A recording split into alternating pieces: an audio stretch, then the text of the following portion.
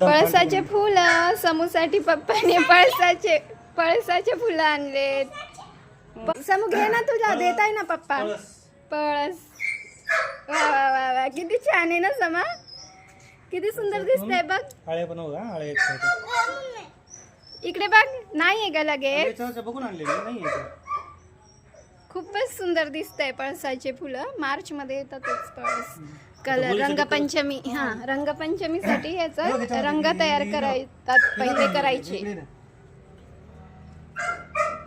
त्याच्यात असते त्याचं मेन हे. थांबा मोबाईल पराक्कन आहेत ना, ते दिसतंय ना बारीक बारीक. नाही काय पप्पा?